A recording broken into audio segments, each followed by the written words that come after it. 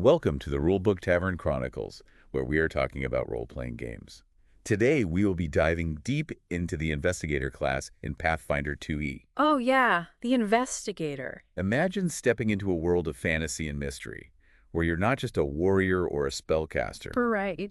but a brilliant detective using your wits observation skills and a dash of magic to solve crimes and outsmart your foes. That's the Investigator in a nutshell. Yeah, what's really interesting about investigators is they bridge that gap between the physical and the intellectual. Oh, interesting. They're not just about hitting hard, they're about thinking smart. So for those of us who love a good mystery and enjoy the challenge of piecing together clues, the Investigator sounds like a perfect fit. But let's break it down a bit further. What exactly defines an investigator in terms of their core mechanics and how they approach challenges? At their core, investigators are masters of uncovering secrets both mundane and magical. Okay. Think of them as the Sherlock Holmes of Pathfinder, but with a few spells up their sleeves. They excel at skills like perception, making them incredibly observant, Right. and have a unique action called devise a stratagem that lets them gain a tactical edge both in and out of combat. Devise a stratagem sounds intriguing. It's not just about brute force, it's about strategy and using your knowledge to your advantage. Yeah. But like any class, there must be some trade-offs. Yeah. What are some of the pros and cons we should consider before jumping into the role of an investigator? You're absolutely right. Every class has its strengths and weaknesses. For the investigator, one of the biggest pros is their unparalleled skill in investigation and problem solving. Makes sense.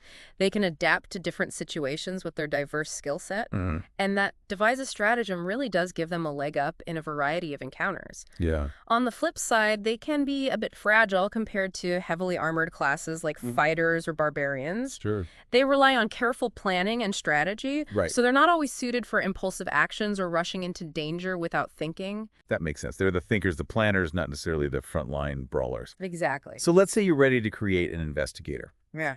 What are some of the best ancestries from the core rulebook that would complement this playstyle? Okay. I know choosing your character's ancestry can have a big impact on their abilities and how they approach the game. Definitely. It's not just about flavor. Your ancestry provides a mechanical foundation for your character. Right. If you're looking for flexibility, humans are always a solid choice. Okay. Their bonus feat and free ability boost let them excel in any investigative path they choose. So humans are a good starting point for players who are new to the investigator or want a character who can dabble in different skills. Absolutely. They're a great all-rounder option. Now, if you're interested in a more unconventional approach, gnomes can be a fantastic choice for an investigator. Interesting. Their natural curiosity and inventiveness really fit the investigative mindset. Yep. Plus, their knack for illusions and tricks can add a touch of flair to their deductions. That's fascinating. I can see how illusions could be used not just for combat, but also for misdirection during an investigation, Yep. or even for setting up elaborate traps. Precisely. It allows for some very creative problem solving, which is at the heart of the investigator class. So he's got the adaptable humans and the quirky gnomes. Right. What about backgrounds? Yes. I know those can also have a significant impact shaping our investigators' past and giving them a unique edge in certain situations. What are some of the best backgrounds to consider from the core rulebook? Backgrounds are a fantastic way to flesh out your character's backstory and provide them with some additional starting skills. Right. For a streetwise investigator with a network of underworld contacts, the criminal background is excellent. Okay. They gain a knack for stealth and deception, which is perfect for undercover work or navigating the seedy underbelly of a city. It's like they've walked straight out of a noir novel. But what if our listener is drawn to a more academic approach to investigation? Then the scholar background would be a perfect fit. It equips your investigator with a wealth of knowledge ideal for deciphering ancient texts or identifying obscure magical artifacts. I love the contrast. A streetwise detective versus a scholar sleuth. Both valid and exciting approaches to playing an investigator. Now let's talk about something that adds a lot of flavor and versatility to this class. Spells. Yeah. How does spellcasting work for investigators, and what makes their approach unique compared to other spellcasting classes in Pathfinder 2e? That's where it gets really interesting. While investigators are considered arcane spellcasters, they don't focus on blasting their enemies with powerful damage spells like some wizards or sorcerers. Okay. Their spells are geared towards utility and support, enhancing their investigative abilities and giving them a tactical advantage in a variety of situations. So instead of raining down fireballs, they're using spells to enhance their deductions, gather information, or perhaps even manipulate the environment to their advantage. Exactly. They have their own unique spell list, but they can also choose spells from the occult list, offering a wide range of options. Right. Some of the standout spells include False Life, which grants temporary hit points for added survivability, Okay. and Illusory Creature, which can conjure convincing phantoms great for distractions or misdirection during investigations. I'm starting to get a sense of the versatility here. It's not just about being a detective. It's about using magic to enhance your investigative skills and outsmart your opponents. Precisely. It adds a whole other dimension to the class. Okay, so we've got a solid understanding of the investigator's core mechanics, their strengths and weaknesses, and some of the best ancestry and background choices. But for someone who's completely new to this class, what are some essential tips and tricks to keep in mind when playing an investigator? How can they truly embrace that detective mindset and make the most of their unique abilities? It's great to be back. We're delving deeper into the world of the investigator, the master of deduction and arcane secrets. We've talked about some of their key features like devise a stratagem, but I'd love to explore that further. Yeah. How does this action work in practice, and what are some examples of how it can be used effectively, both in and out of combat? Devise a stratagem is where the investigator's tactical mind really shines. Okay. It's not just about rolling dice, it's about using your knowledge to gain an advantage. Imagine you're facing a fearsome creature in a dungeon. Okay. Your investigator takes a moment to observe its movements, looking for tells or weaknesses. They might notice a limp, a particular way it favors one side, Right. or even a reaction to certain sounds or movements. So it's not just about attacking blindly, it's about taking that time to analyze your opponent and gather information. But how does that observation translate into a tangible benefit during combat? By using Devise a Stratagem, the investigator gains valuable insight, giving them a bonus to their next attack roll, or even to their allies' attacks. They could exploit that limp target, a weak point in the creature's defenses, or even anticipate its next move. It turns observation into a weapon. That's really cool. It's like they're turning knowledge into power. Yeah. But you mentioned that devise a stratagem can be used outside of combat as well. Right. Can you give us some examples of how that might work? Absolutely. Let's say your investigator is trying to infiltrate a high society party to gather information. Okay. They could devise a stratagem to study the guests, their interactions, their fashion, Right. their reactions to certain topics, all those subtle clues that reveal their personalities and motivations. It's like being a social detective, reading the room, so to speak. Exactly. By doing so, they might gain a bonus to their deception or diplomacy checks, allowing them to navigate those social situations with greater finesse. Okay. They could use that knowledge to blend in, extract information, or even manipulate conversations to their advantage. I'm seeing how this action adds a layer of depth to the investigator's playstyle. It's not just about what they do, it's about how they think. But with all this emphasis on strategy and planning, could playing an investigator ever feel a bit slow or passive compared to other classes that are more action-oriented? It's a valid concern. Investigators do shine when they have time to observe and analyze, Right. but that doesn't mean they have to be slow or passive. Okay. A skilled investigator knows how to balance their strategic thinking with decisive action. So how do you strike that balance between careful planning and the fast-paced nature of an adventure, especially when you're playing with other players who might be more inclined to charge into action? Communication is key. Talk to your fellow players and the game master. Okay. Let them know you need a moment to observe or gather information. Right. A good group will understand and even incorporate that into their tactics. So instead of slowing things down, you're actually adding a layer of depth and intrigue to the game. Yeah. Your fellow players might even create distractions or cover for you while you gather intel. Exactly. Teamwork makes the dream work, as they say. Yeah.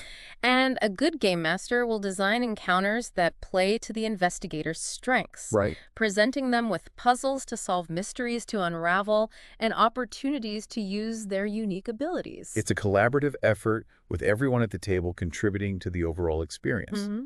Now, we've talked a lot about investigations in urban settings, but I'm curious about how an investigator fares in wilderness exploration.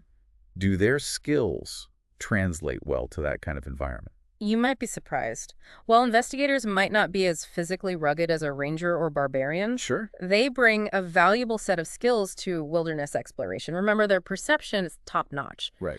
They're the ones who spot those subtle tracks, notice that almost imperceptible disturbance in the foliage, or discovered that hidden cave entrance concealed behind a waterfall. So they're the ones who see the clues that others might miss even in the wilderness. Exactly. And their spells can be incredibly useful for navigating treacherous terrain or surviving encounters with dangerous creatures. Right. Spells like Light can illuminate dark areas, comprehend language can help decipher ancient inscriptions, and detect magic can reveal hidden traps or magical auras. It's like they have a toolkit for any situation. Yeah. Are there any specific spells you would recommend for an investigator who's going to be doing a lot of wilderness exploration? Speak with animals is a fantastic option. It allows you to communicate with the creatures of the animal kingdom, which can be invaluable for gathering information perhaps from a local fox or a wise old owl. Interesting. You might learn about recent activity in the area, potential dangers, or even hidden paths. That's amazing. Imagine being able to ask a bear for directions. Right. What other spells come to mind? Water breathing can be a lifesaver if your exploration involves underwater areas or flooded tunnels. And for stealthy exploration, Pass Without Trace is a must-have. It makes the entire party much harder to detect, allowing you to slip past dangerous creatures or avoid unwanted encounters. So from dungeons to wilderness, it sounds like the investigator is well equipped to handle a variety of challenges. Now, no adventure is complete without treasure, right? Yeah. But I'm curious about how an investigator might view treasure compared to, say, a fighter who might be more interested in gold and jewels. That's an interesting point. Treasure can hold different meanings for different characters. Some investigators might be motivated by wealth, seeing it as a means to fund their investigations, purchase better equipment, Right. or perhaps even bribe their way into certain circles. Makes sense. But for others, treasure might have a more scholarly or historical value. So they might be more interested in ancient artifacts, rare books, or perhaps even cryptic maps that lead to lost civilizations. Exactly. For those investigators, the thrill isn't about the monetary value, it's about uncovering knowledge, piecing together history, or perhaps even unlocking the secrets of a forgotten age. That adds a whole new dimension to the idea of treasure. It's not just about loot, it's about discovery and understanding.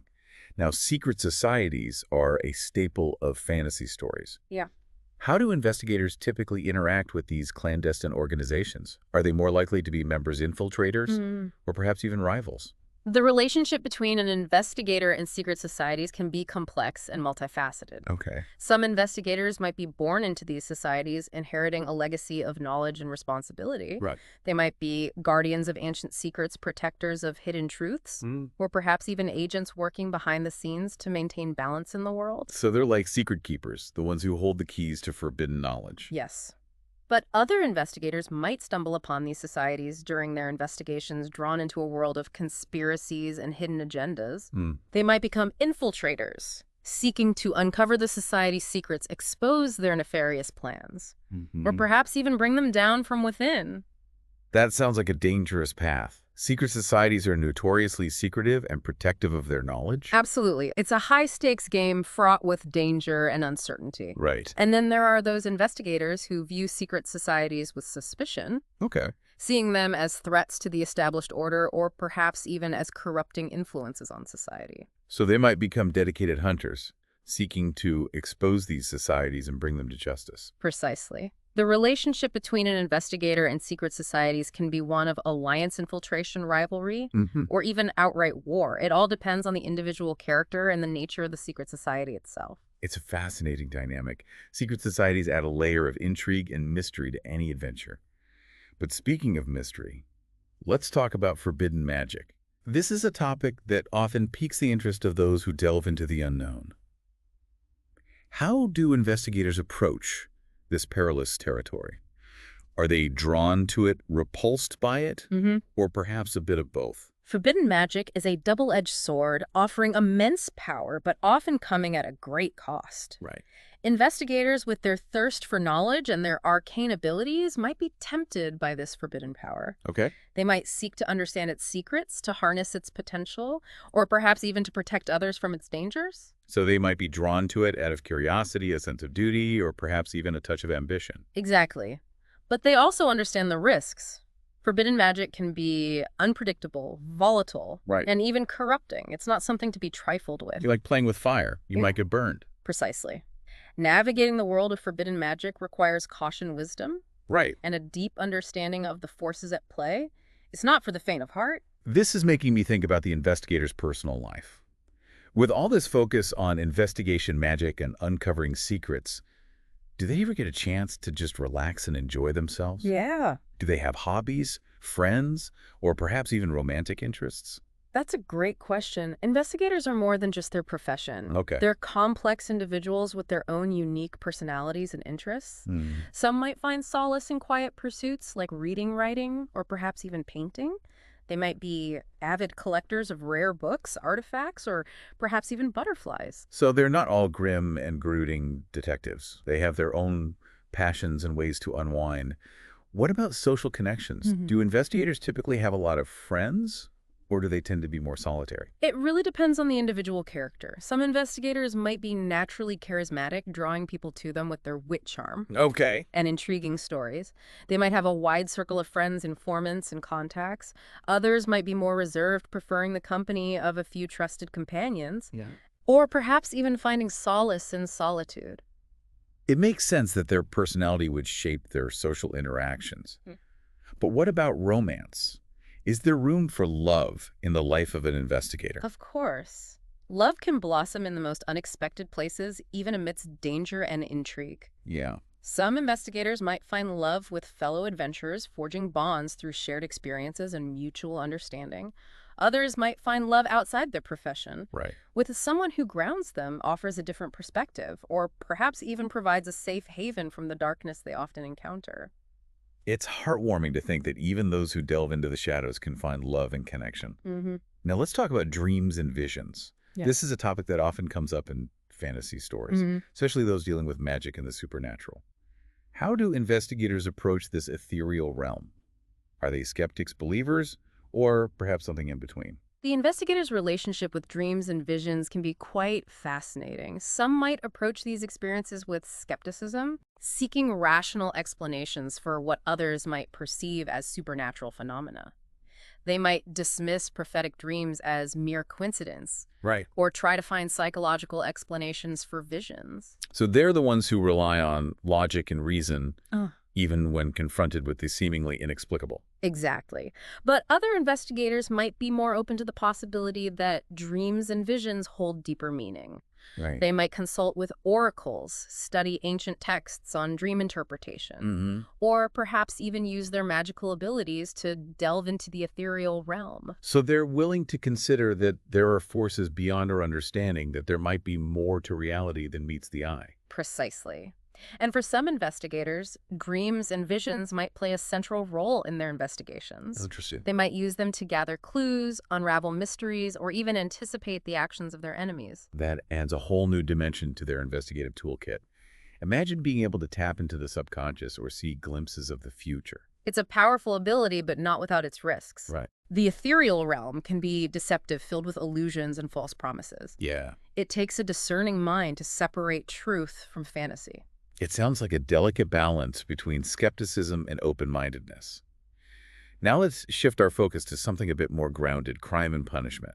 Okay. How do investigators approach these issues? Are they strict adherents to the law, or are they willing to bend the rules to achieve justice? Investigators, by their very nature, are drawn to crime and its intricacies. They might work within the law, assisting law enforcement officials or acting as freelance detectives, Right. bringing criminals to justice through careful investigation and evidence gathering. Okay. But their sense of justice might not always align perfectly with the letter of the law.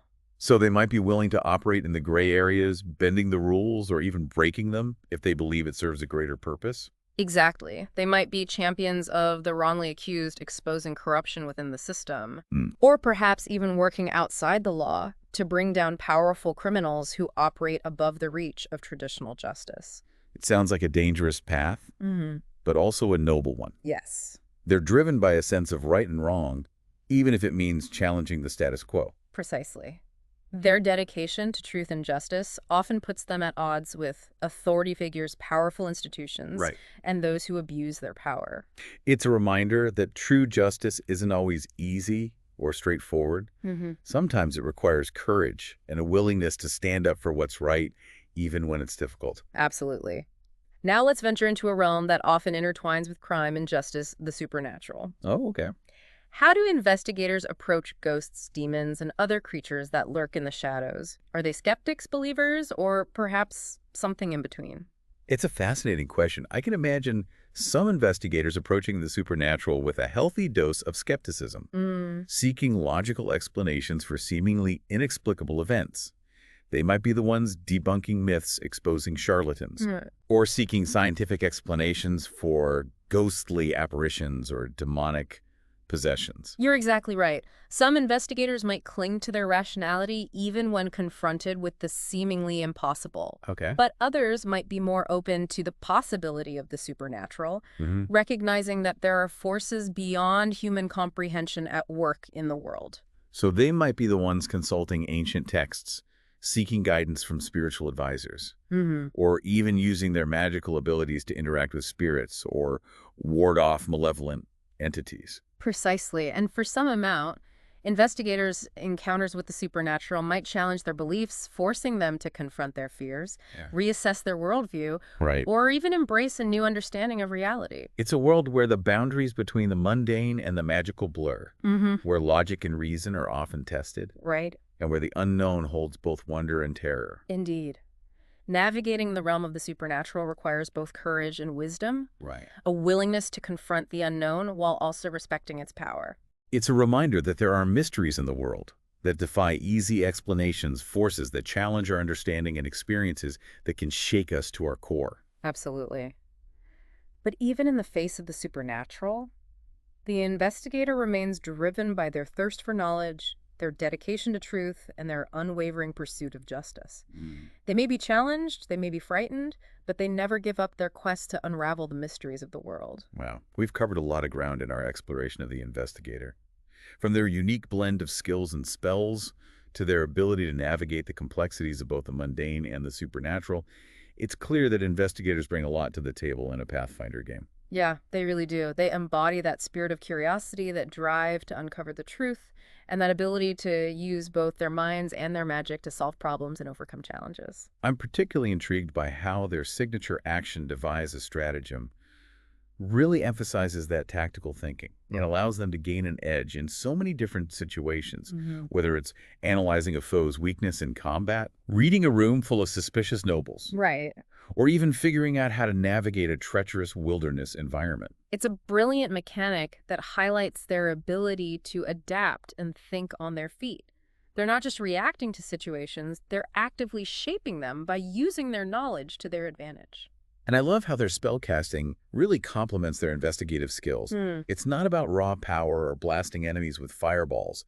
It's about using magic in subtle and creative ways to gather information, outsmart opponents, and solve puzzles. Exactly. It's about utility adaptability and that touch of arcane flair that makes the investigators such a unique and memorable class. We've also talked about how investigators aren't just defined by their profession. They have lives outside of their investigations with personal interests, friendships, and even romantic relationships that add depth and complexity to their characters. Hmm. It's that human element, that glimpse into their personal lives, that makes them so much more than just a collection of skills and abilities. It's what makes them relatable and allows us to connect with them on a deeper level. Thinking back on our conversation, I'm struck by how much versatility the investigator offers. They can be scholars, spies, detectives, adventurers, and so much more. Oh, yeah, for sure. What kind of player do you think would be drawn to this class? What kind of playstyle would make the investigator a good fit? I think anyone who enjoys problem-solving, critical thinking, and a bit of role-playing would find the Investigator a very rewarding class to play. Okay. If you're the kind of player who likes to piece together clues, uncover secrets, and think strategically, then the Investigator is definitely worth considering. I can definitely see that. And I bet the role-playing aspect is really engaging, especially if you enjoy playing a character with a sharp wit, a keen eye for detail, and perhaps even a bit of a mysterious aura. Absolutely. Investigators are often the ones who ask the right questions, notice the subtle cues, and keep the party on their toes with their insightful observations.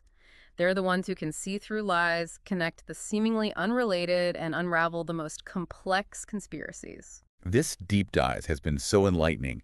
I feel like I've gained a whole new appreciation for the investigator and all that they bring to the world of Pathfinder. Me too. They're a testament to the power of intellect observation and a dash of magic. Right. They remind us that sometimes the most powerful weapon isn't a sword or a spell, Yeah. but a keen mind and an unyielding determination to uncover the truth. Well, it seems we've reached the end of our investigation for today. But don't worry, listeners. The adventure doesn't end here. There are countless mysteries waiting to be solved, Oh, yes. secrets yearning to be uncovered, Oh, Manny. and cases begging to be cracked. So grab your magnifying glass, dust off your spellbook, and prepare to step into the intriguing world of the investigator. Who knows what thrilling discoveries await you? Hope you enjoyed this deep dive with us, and see you soon to talk about other classes.